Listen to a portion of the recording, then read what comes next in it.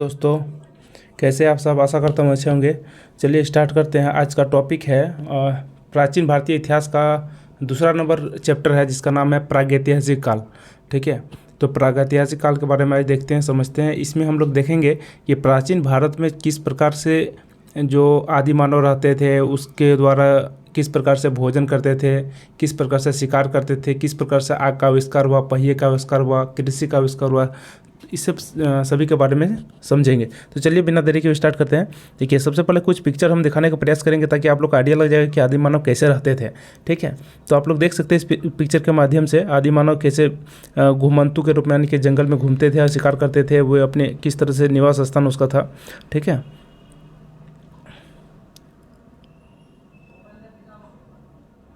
ये है आदि मानव के द्वारा बनाए गए कुछ चित्र।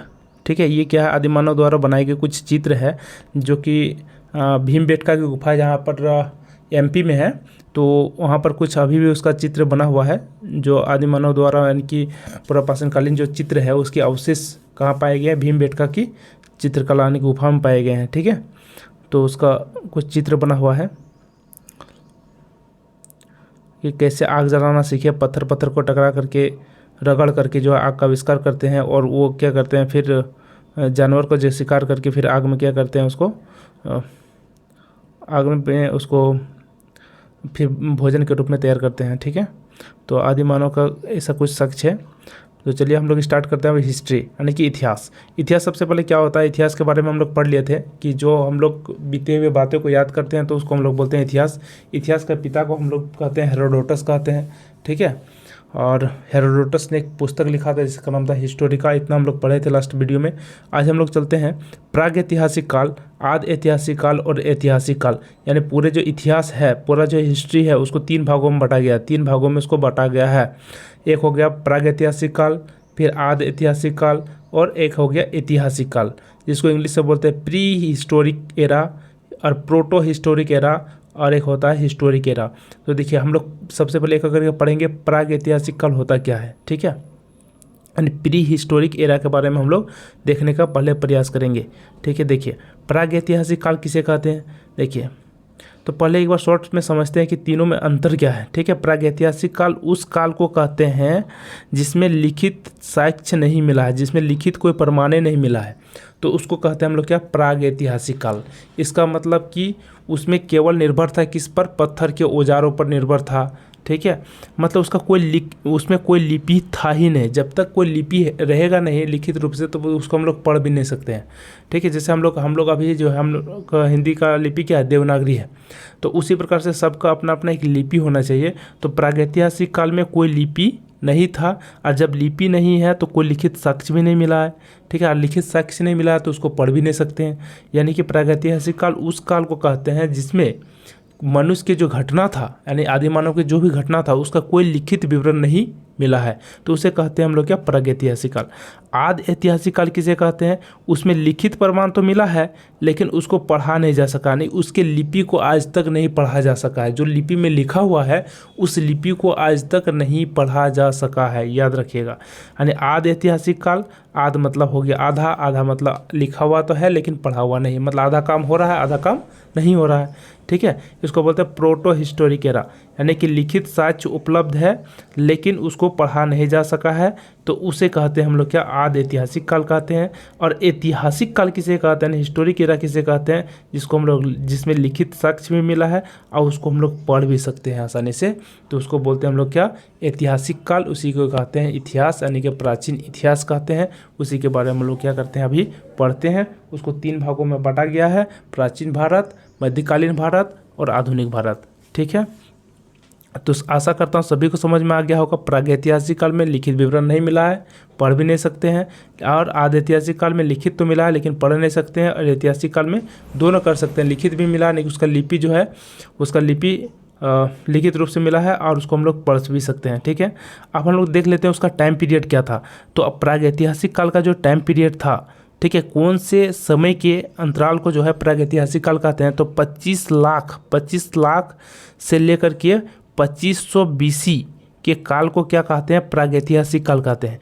आप लोग हम बता दिए थे कि BC और AD में क्या होता है? बिफोर ऑफ द ठीक है। जेसस क्रिस्ट यानी कि जेसस क्रिस्ट के ईसा मसीह के जन्म के पूर्व के काल को बीसी कहते हैं और उसके बाद के काल को क्या कहते हैं, एडी कहते हैं। पिछले वीडियो में मैंने इसको क्लियर कर दिया है, ठीक है। जो भी पहली बार वीडियो देख रहे हैं कृपया करके पिछली वीडियो को जरूर देखें तभी समझ में आएगा। यानी 25 लाख से लेकर के 2500 बीसी के काल को क्या कहते हैं, प्रागैतिहासिक काल कहते हैं। और आधे ऐतिहासिक काल किसे कहते हैं, 2500 से लेकर के 1600 बीसी के काल को क्या कहते हैं, आधे ऐतिहासिक काल कहते हैं।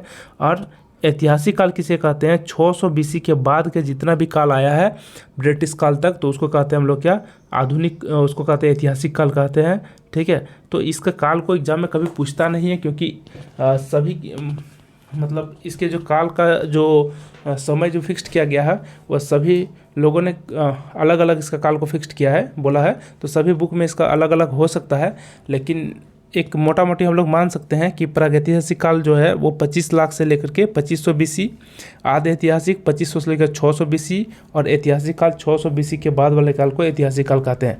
चलिए स्टार्ट करते हैं। हम लोग प्रागैतिहासिक काल को हम लोग देखेंगे कितने भागों में बांटा गया है। तो प्रागैतिहासिक जो काल है उसको 2 भागों में बांटा गया है। तो कौन कौन से 2 भागों में बांटा गया है, एक को बोलते हैं पाषाण काल, जिसको बोलते हैं पाषाण मतलब हो गया पत्थर के जो काल होता है उसको बोलते हैं पाषाण काल, यानी उसको इंग्लिश में बोलते हैं स्टोन एज या स्टोन एरा, ठीक है। और एक होता है ताम्रकाल, ताम्रकाल मतलब हो गया आपका कॉपर एज या कैथोलिटिक एज भी कहते हैं उसको, है ना। तो देखिए यानी कि पाषाण काल और ताम्रकाल 2 भागों में बांटा गया है, किसको, प्रागैतिहासिक काल को।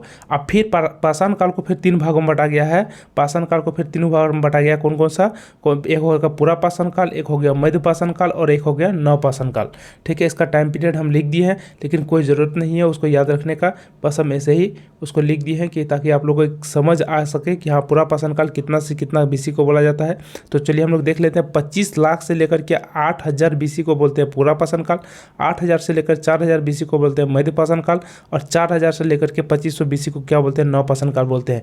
इसी प्रकार से ताम्रकाल को हम लोग 2 भागों में बांटा गया है, एक कांस्य युग और एक हो गया लोह युग। मतलब जिस काल में लोहा का औजार बनता था उसको लोह युग कहा जाता था, और जिस युग में कांसा का औजार बनता था और हथियार बनता था उसको कांस्य युग बोला जाता था, ठीक है। तो इतना आप लोग को याद हो गया होगा। पाषाण काल को 3 भागों में बांटा गया, पूरा पाषाण, मध्य पाषाण, नवपाषाण, और ताम्रकाल को 2 भागों में, कांस्य युगीन और लोह युगीन, याद रहेगा, ठीक है। आप लोग को देखिए नेक्स्ट है कि आप इसको देखिए, कम से कम आध ऐतिहासिक काल, आधे ऐतिहासिक जो काल है उसको फिर 2 भागों में बांटा गया है, ठीक है। 2 भागों में नहीं बांटा गया, उसको हम लोग दो एग्जाम्पल से हम लोग समझने का प्रयास करते हैं कि आधे ऐतिहासिक काल का 2 बेस्ट एग्जाम्पल क्या है, एक हड़प्पा और सिंधु सभ्यता है और एक क्या है, वैदिक सभ्यता है, जिसके बारे में हम लोग अगले वीडियो में देखने का प्रयास करेंगे, एक करके देखेंगे। तो देखिए हड़प्पा के बारे में आप लोग सुने होंगे, 6-7 क्लास में पढ़े होंगे, हड़प्पा सभ्यता, सिंधु घाटी सभ्यता। तो इसके जो काल है वो 2500 से लेकर के 1750 बीसी के काल को क्या कहते हैं, हड़प्पा और सिंधु घाटी सभ्यता कहते हैं। और वैदिक सभ्यता किसे कहते हैं, 1500 से लेकर के 600 बीसी के काल को क्या कहते हैं, वैदिक सभ्यता कहते हैं। दोनों जो सभ्यता है ये कौन सा इतिहास के अंतर्गत आता है, तो आधे ऐतिहासिक काल के अंतर्गत आता है, याद रखिएगा, ठीक है। नेक्स्ट हम लोग देखेंगे ऐतिहासिक काल में हम लोग पढ़ेंगे किसके बारे में, तो प्राचीन भारत के बारे में, मध्यकालीन भारत के बारे में और आधुनिक भारत में, एसेंट हिस्ट्री, मीडियम हिस्ट्री और मॉडर्न हिस्ट्री। तो प्राचीन भारत में हम लोग किसके बारे में जिक्र करते हैं, बीती हुई मतलब कि इतिहास के बारे में, मतलब प्रागैतिहासिक काल से लेकर के 600 बीसी के काल को क्या कहते हैं, प्राचीन भारत कहते हैं। लेकिन मध्यकालीन भारत में हम लोग स्टडी किसके बारे में करते हैं, तो देखिए दिल्ली सल्तनत हो गया, मुगल हो गया, मराठा हो गया, इसका आक्रमण और इसके साम्राज्य के बारे में जब हम लोग अध्ययन करते हैं तो उसको कहते हैं हम लोग का मध्यकालीन भारत। और आधुनिक भारत किसे कहते हैं, जिसमें ब्रिटिश आक्रमण करता है, स्वतंत्रता आंदोलन होता है, गांधी जी का आंदोलन होता है, तो इसको हम लोग आधुनिक भारत के अंतर्गत हम लोग स्टडी करते हैं, ठीक है। आप लोग को मोटा मोटी समझ में आ गया होगा कि 3 को जो इतिहास है, प्रागैतिहासिक काल और प्रागैतिहासिक काल हो गया, आधे ऐतिहासिक काल हो गया, ऐतिहासिक काल हो गया, फिर उसको किस तरह से बांटा गया है हिस्ट्री को, इसको कम से कम एक बार आप लोग अच्छे से पढ़ लीजिएगा। नेक्स्ट हम लोग देखते हैं, अब उसका डिटेल से समझने का प्रयास करेंगे कि आखिर प्रागैतिहासिक काल जो है उसको हम लोग 3 भागों में बांटा गया है, जैसे कि पूरा पाषाण काल, मध्य पाषाण काल और नवपाषाण काल। चूँकि प्रागैतिहासिक काल को 2 भागों में बांटा गया है, एक होता है पाषाण काल, एक ताम्र पाषाण काल। तो जो पाषाण काल जो होता है उसके बारे में हम लोग देखेंगे। पाषाण काल को फिर 3 भागों में बांटा गया है। एक हो गया पूरा पाषाण काल, एक हो गया मध्य पाषाण काल, एक हो गया नवपाषाण काल। हम इसका डिफिनेशन पहले ही बता दिए थे। प्रागैतिहासिक काल किसे कहते हैं? तो जिसमें लिपि नहीं मिला है, यानी कोई लिखित साक्ष्य नहीं मिला है, तो उसको कहते हैं प्रागैतिहासिक काल, प्री हिस्टोरिक पीरियड कहते हैं। तो देखिए हम लोग देखेंगे पहले पूरा पाषाण काल के बारे में समझते हैं, जिसको इंग्लिश से बोलते हैं पेलियोलिथिक पीरियड, है ना।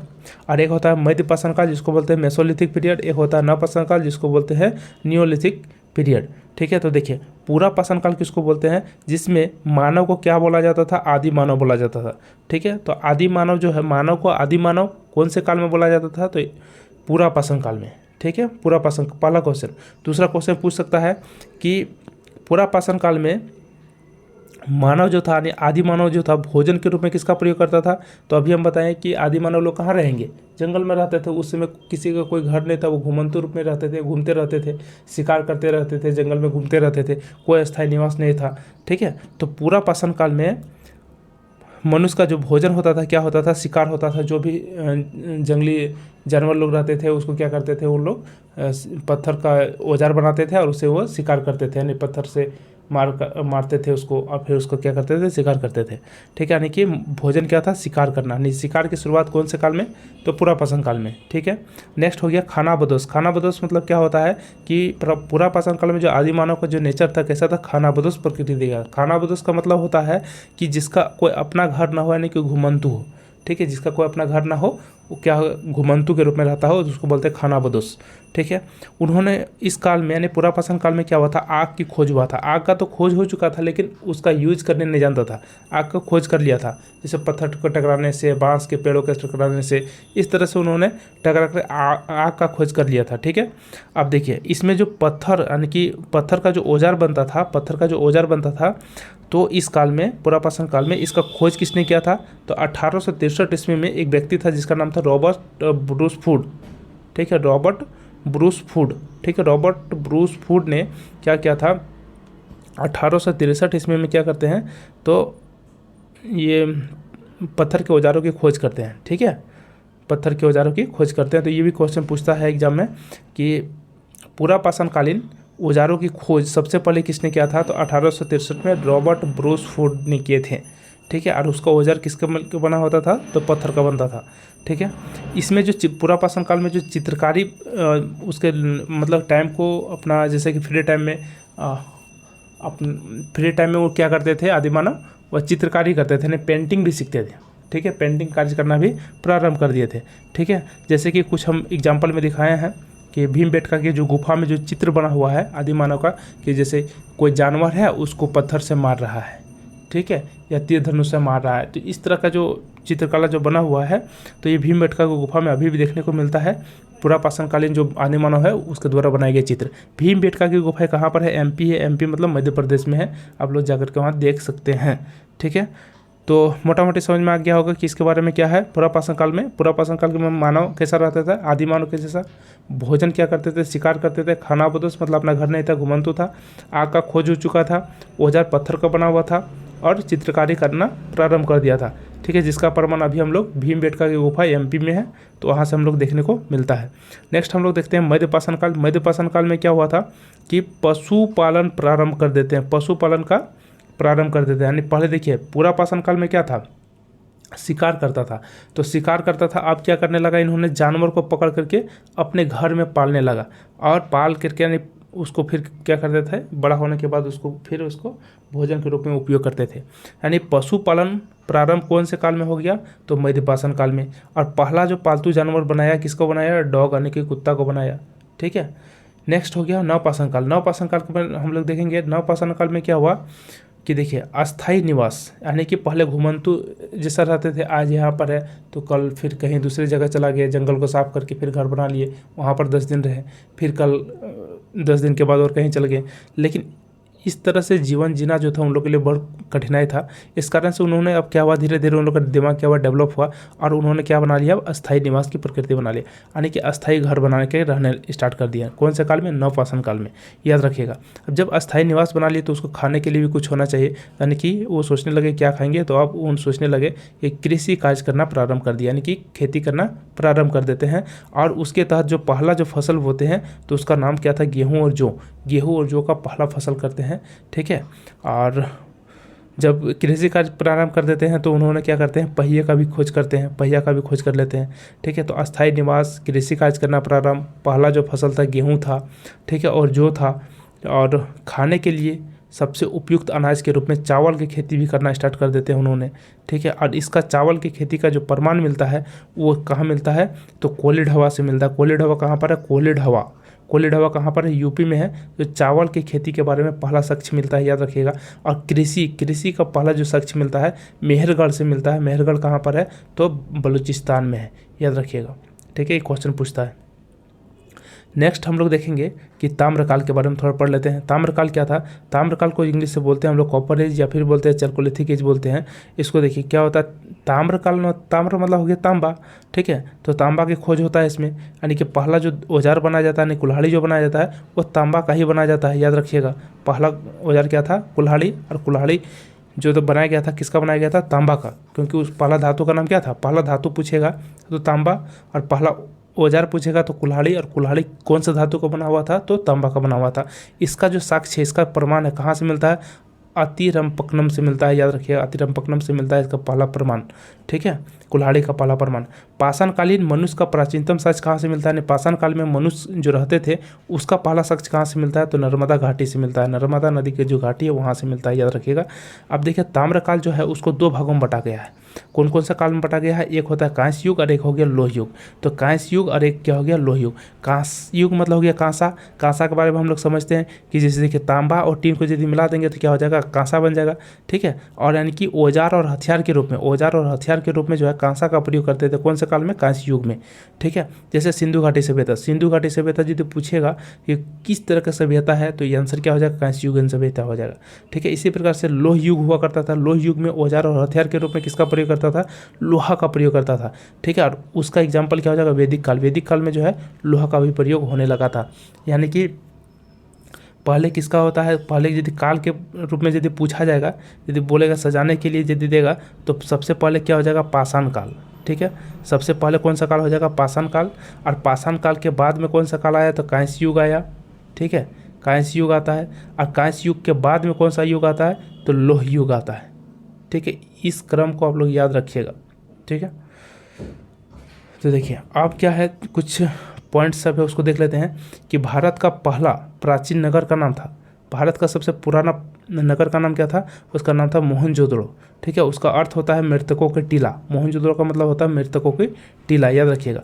देखिए पाषाण कालीन, देखिए ताम्रपाषाण, ताम्रपाषाण युग की एक सबसे बड़ी बस्ती का नाम था इनाम गांव, ठीक है। क्वेश्चन पूछेगा ताम्रपाषाण में, ताम्रपाषाण के काल में सबसे बड़ी जो बस्ती था उसका नाम क्या था, इनाम गांव, इनाम गांव। और पहला जो जीवाश्म, जीवाश्म किसे कहते हैं, जीवाश्म आप लोग को पता ही है कि जब जीवों के द्वारा, जब जीव जो है पेड़ पौधे जब सड़ जाते हैं, जब मिट्टी में मिल जाते हैं तो उसके द्वारा जो होता है उसके वाष्प से, यानी कि जो भी पदार्थ, नए पदार्थ बनते हैं जैसे कोयला, पेट्रोल, डीजल, उसको बोलते हैं जीवाश्म। तो पहला जो जीवाश्म का प्रमाण मिला है वो कहाँ से, कौन से पहाड़ी से मिला है, याद रखिएगा, शिवालिक की पहाड़ी से पहला जीवाश्म का प्रमाण मिला है, ठीक है। आशा करता हूँ ये प्रागैतिहासिक काल आप लोगों को समझ में आ गया होगा। इससे रिलेटेड जितने भी ऑब्जेक्टिव क्वेश्चन है आप लोग जा करके बना सकते हैं। पहले एक बार लुसेंट बुक से आप लोग पढ़ने का प्रयास करेंगे, हर एक क्वेश्चन आप लोग को याद हो जाएगा। मिलते फिर नेक्स्ट वीडियो में।